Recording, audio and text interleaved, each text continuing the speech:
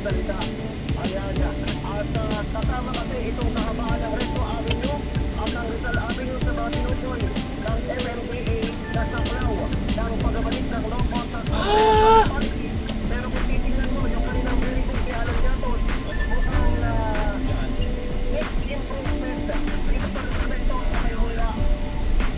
Ay, excuse mo, tinitry ko yun. Ito, mukhang ng Rizal Avenue at ng Recto, pero mismo lang terminal yung isang bahagi ng Recto at ng Rizal Avenue at nandito sa kasa naghihintay yung mga pangpasero jeep yung mga pasero. Saan pa ng MMDA yan? Yung parte niyan? Ito kasama ito sa kumpanya ng operasyon ng MMDA. May mga nagbabantay na tao ng MMDA hanggang doon sa may Jose Abad Santos Avenue yung kanto sa may area ng Victoria. Pero itong area na Santa Cruz kasama ito sa Manilong may nasakop nila. Pero ayun nga sa mga nakasasabing tok-tok drivers at mga e-truck drivers, hindi nila alam kasi wala naman daw CCTV dito sa lugar na ito. Oh, ano nangyari dyan? Ito matindi. Ano nangyari? Nalaglag? Mga pumapasada ng mga e-trike, pagod pa sa kanila, walang plakas, at parang alam mo galing lang sa bahay. Ilan sa mga babae natin pumapasada ito, hindi mo mapagkakamalang pampapero sa bakyan, yung mga dumadaan sa bahagi ito ng Luzon ng Maynila. Ngayon yung pinakuli sa pasyon, sa pangalawang araw, ng pagpapatupad ng EDSAP, dito naman, binikutan natin yung area ito, dalang talunga, kasama sa ang tuktok at itong mga e-trike, sa mga pinagpapamala ng pag-iikutan ng MMDA sa ugnay ng Lost Contact Operation Policy. Ang paniniwala nila, hindi raw sila ang pera. Ang pag-iwalipal na kanya ng ito na radyo, hindi naman dapat ito.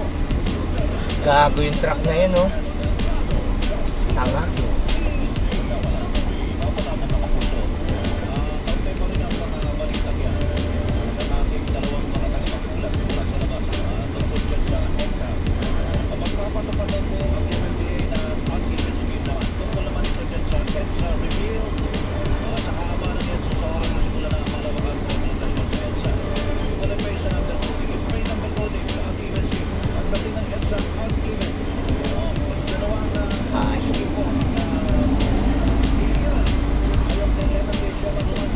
Talaga tinigyawat mga ano-ano yung truck na malaki tulid, grabe siya.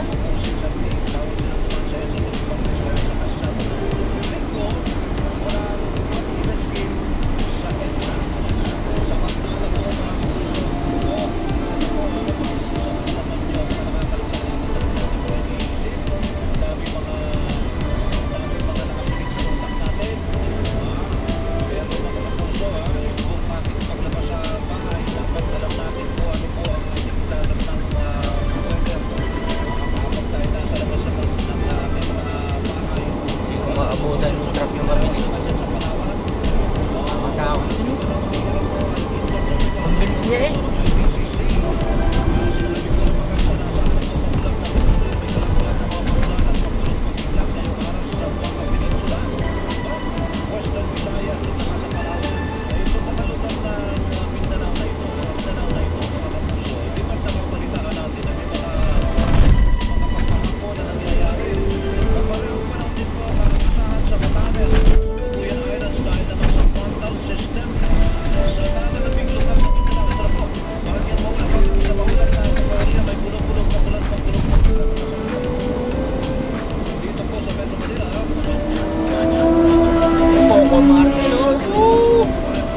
Martin.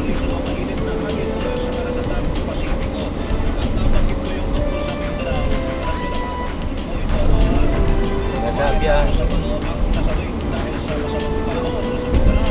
Hindi ko na hinaabot yung truck. Magtuloy. Maraming truck na yan. Alay, sedan ang dalan.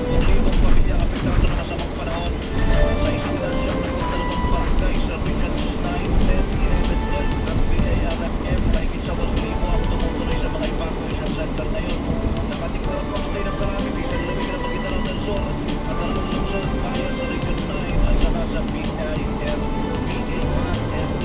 yan, alas 6:27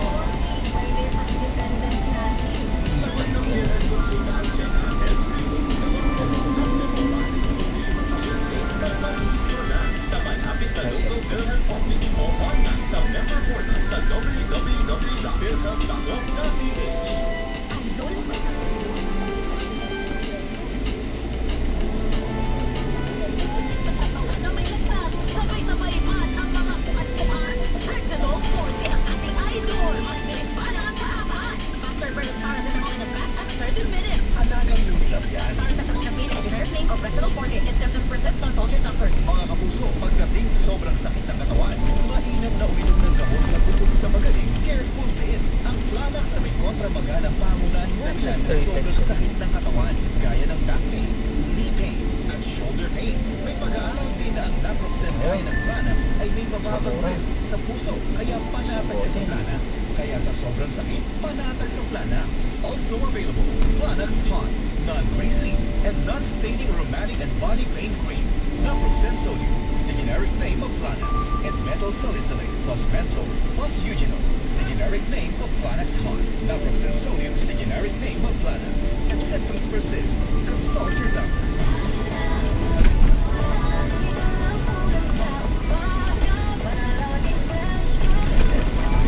Sabi ng Winnie, mag-Rexona lagi. Ang number 1 Q-lotion ng bayan. 8 pesos SRP lang. Bili na.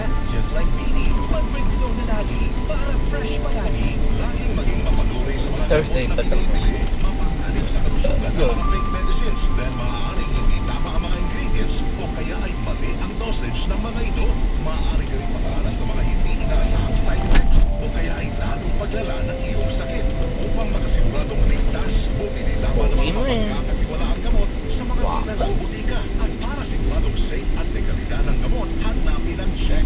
Dahil pag may check, that's right, man. Bye po, haggard hair. Hello, Cream Silk Vitamin Boost. Pinalaki with 30% more. With the Tetamel Unilever Sachet for all day no hag. It's a non-conditioning shampoo, and with regular use for up to 24 hours. On Cream Silk Vitamin Boost every day. Grimsilk. Use Grimsilk Vitamin Boost Conditioner every day. Mare, ano po na mo? Bibili po ng Walk Clear Capsule. Capsule? Yes, Mare. It's flexible na may green tea, apple berry, acerola, wolfberry, waterberry, cranberry, raspberry, bilberry, at mango tea. Alaga po sa health and care. Yes, ito po. May berry fruit, may mango tea pa. Bibili na rin ako yan. Text tumawag na 0922-80-2690 at 8400-5266. Toro tricycle.